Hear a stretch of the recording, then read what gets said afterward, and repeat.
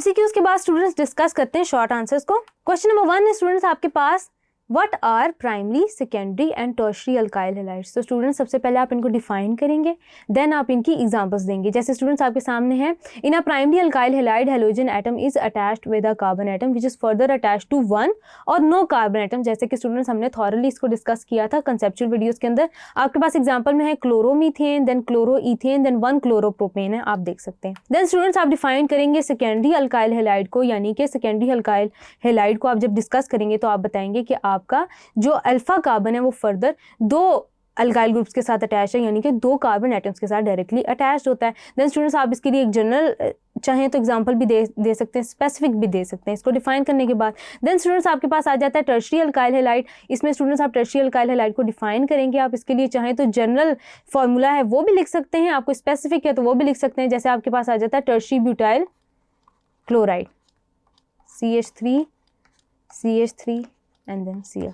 Tertiary butyl chloride के भी आप एग्जांपल दे सकते हैं। देन स्टूडेंट्स आपके पास क्वेश्चन नंबर 2 है, what are nucleophilic substitution reaction और एसिन रिएक्शंस। तो स्टूडेंट्स इसमें आप प्रॉपर्ली पहले डिफाइन करेंगे वो reactions in which the halogen of alkyl halides is replaced by some other group or atom. Students इसकी जो जनरल एग्जांपल है, जो जनरल इसकी इक्वेशन है जो हमने डिस्कस की थी थॉरली, आप वो लिखेंगे।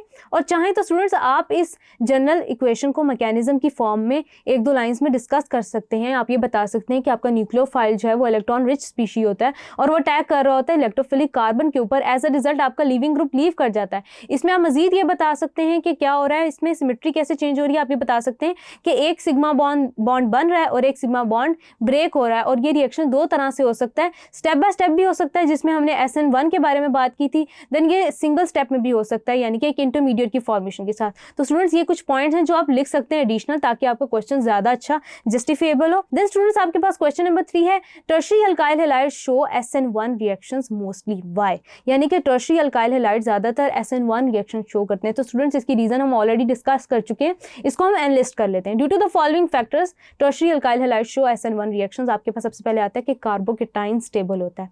जैसे कि स्टूडेंट्स हम ऑलरेडी डिस्कस कर चुके हैं कि जो टर्शियरी कार्बोकेटाइन है वो सबसे ज्यादा स्टेबल होता है as compared to that of secondary and that of primary और फिर मिथाइल। देन स्टूडेंट्स आप ये बता सकते हैं कि स्टेरिक हिंड्रेंस होती है बल्कि ग्रुप्स की वजह से, इसलिए पहले आयनाइजेशन होती है एंड देन अटैक होता है। उसके अलावा स्टूडेंट्स आप ये बता सकते हैं कि इलेक्ट्रोफिलिक नेचर जो अल्फा कार्बन की होती है वो बहुत वीक होती है, जिसकी वजह से आपके जो टर्शियरी अल्काइल हैलाइड्स हैं वो हमेशा पहले आयनाइज होते हैं, देन आप दूसरे स्टेप में आपका जो न्यूक्लियोफाइल है वो उनको अटैक कर रहा होता है। तो इसके पीछे जो रीज़न है वो ये भी है कि इलेक्ट्रोफिलिक नेचर है अल्फा कार्बन का, जिसके ऊपर पॉजिटिव चार्ज होता है।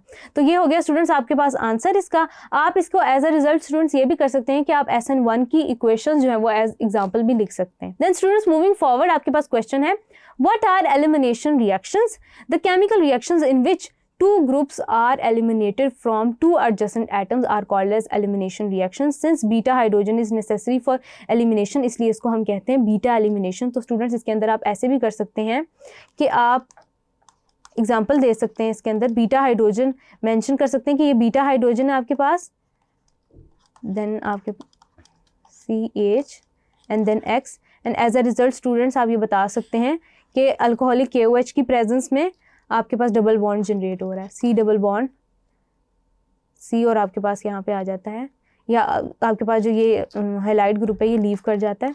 एज अ रिजल्ट आप ये बता सकते हैं कि आपके पास अल्कीन जनरेट हो रहा है, यानी कि आप जनरल रिएक्शन भी लिख सकते हैं। उसके बाद स्टूडेंट्स आपके पास क्वेश्चन नंबर 5 है, what factors decide the reactivity of alkyl halide.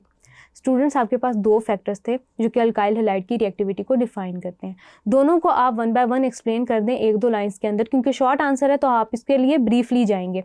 The bond energy of CX bond is the major factor deciding the reactivity of alkyl halide instead of polarity. आपकी जो बॉन्ड एनर्जी है students याद रखिएगा वो ज़्यादा define कर रही होती है रिएक्टिविटी को as compared to that of polarity.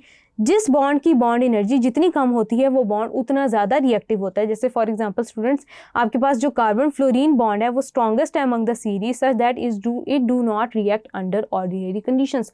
काउंटरली आप ये बता सकते हैं कि आपके पास जो कार्बन आयोडीन बॉन्ड है वो वीकेस्ट है, उसकी बॉन्ड एनर्जी कम है, तो एज अ रिजल्ट हम ये कह सकते हैं कि वो ज़्यादा रिएक्टिव है इन ऑर्डिनरी कंडीशंस। आप ऐसे भी कर सकते हैं कि जो इनका ट्रेंड था, जो हमने कॉन्सेप्चुअल वीडियोस के अंदर डिस्कस किया था, आप उसको भी मेंशन कर सकते हैं ताकि स्टूडेंट्स आपका आंसर ज़्यादा जस्टिफिएबल हो। देन स्टूडेंट्स आपके पास क्वेश्चन नंबर 6 है, What are diazonium salts? तो स्टूडेंट्स डायजोनियम सॉल्ट्स को हमने रिएक्शंस के अंदर थॉरली डिस्कस किया और हमने ये देखा कि they are group of organic compounds जिनका कॉमन फंक्शनल ग्रुप होता है Rn2x नेगेटिव, यानी कि आपके नाइट्रोजन के ऊपर पॉजिटिव चार्ज प्रेजेंट होता है और उसको काउंटर बैलेंस कर रहा होता है आपका क्लोरीन जिसके ऊपर नेगेटिव चार्ज होता है।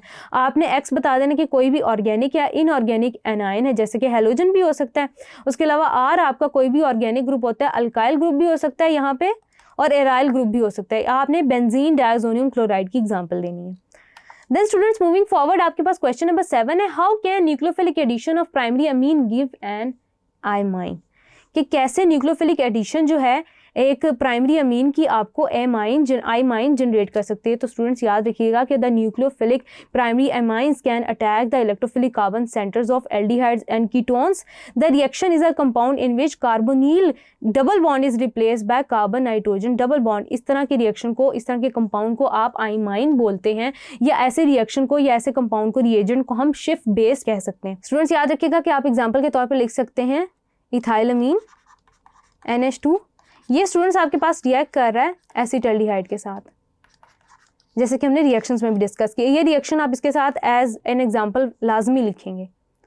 CH3 आपके पास आ जाता है CH2, आपके पास फर्दर स्टूडेंट्स आ जाता है नाइट्रोजन। नाइट्रोजन का डबल बॉन्ड होता है आपके कार्बन के साथ, नाइट्रोजन का डबल बॉन्ड होता है CH बॉन्ड CH3 के साथ। तो ये स्टूडेंट्स आपके पास आ जाती है शिफ्ट बेस की एग्जांपल। इन ऐसे कंपाउंड्स को हम आइमाइन भी बोल सकते हैं। Then students moving forward question number 8 है, amines are more basic than analogous alcohols, why? Alcohol से ज़्यादा बेसिक क्यों है?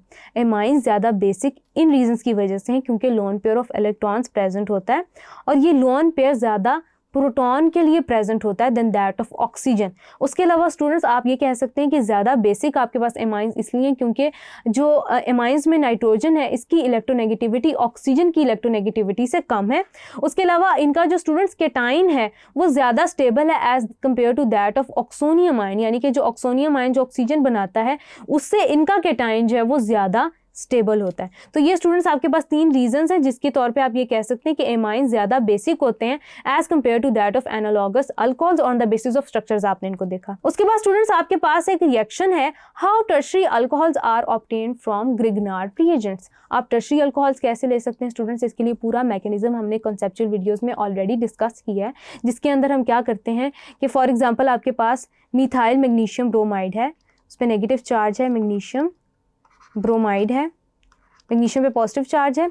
ये स्टूडेंट्स एसीटोन के साथ जब रिएक्ट करता है कीटोन के साथ, तो ये आपके पास जनरेट कर रहा होता है टर्शरी अल्कोहल्स।